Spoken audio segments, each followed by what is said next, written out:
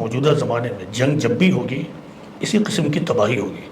اسی لیے اسلامی تعلیم کو بنیاد پر میں یہ کہہ سکتا ہوں کہ مسلمانوں کو یہ فیصلہ لینا چاہیے دو بنیاد پر۔ ایک تو یہ کہ اسلام نے جو جنگ کے قوانین بتائے ہیں اس بنیاد پر آج آپ کوئی جنگ نہیں کر سکتے ہیں۔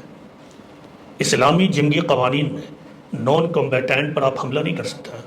ادھر سے لوگ حملہ کریں ان کے لیے میرے پاس کچھ نہیں ہے، وہ جانیں، لیکن آپ قرآن و حدیث کے ماننے والے ہیں، آپ کو فالو کرنا ہے۔ نان کمبیٹنٹ پر آپ حملہ نہیں کر سکتے ہیں، عورتوں پر حملہ نہیں کر سکتے ہیں، درختوں کو نقصان نہیں پہنچا سکتے ہیں، سویلین پر حملہ نہیں کر سکتے ہیں، بچوں کو کوئی نقصان نہ ہو۔ از اٹ پاسبل کہ آپ کوئی ایسی لڑائی موجودہ زمانے میں کر لیں؟ اگر کوئی لڑائی جائز بھی ہے، کیا یہ ممکن ہے؟ بتائیے۔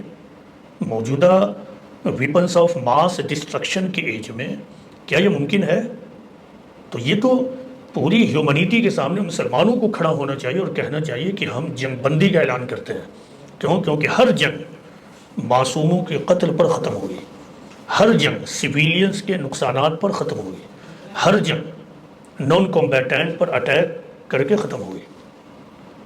یہ مسلمانوں کو آگے ہونا چاہیے۔ دیکھیے بہت سارے ملکوں نے اپنے آپ کو نیوکلیئر پاور بنایا ہے، لیکن اسی پروسیس میں اب نیوکلیئر پرولیفریشن کو روکنے کے لیے، نیوکلیئر بوم کو روکنے کے لیے بھی تحریکیں چل رہی ہیں۔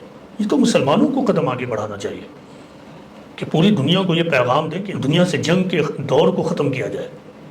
لیکن دیکھیے ہر جگہ یہ ٹکراؤ کی سیاست چلا رہے ہیں۔ دوسری بات وہ یہ کہ مسلمان اس پوزیشن میں نہیں ہے کہ اپنے مسئلے کے حل کے لیے جنگ کا راستہ اختیار کرے۔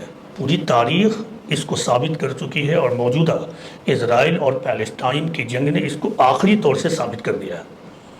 اب بھی اگر کوئی مسلم ملک اس قسم کا اسٹیپ لیتا ہے، کوئی بھی مسلم عالم اس طرح کا پیغام دیتا ہے، تو وہ ایک جھوٹے قسم کا عالم ہے۔ وہ مسلمانوں کے خون کے اوپر اپنی لیڈرشپ چمکانا چاہتا ہے۔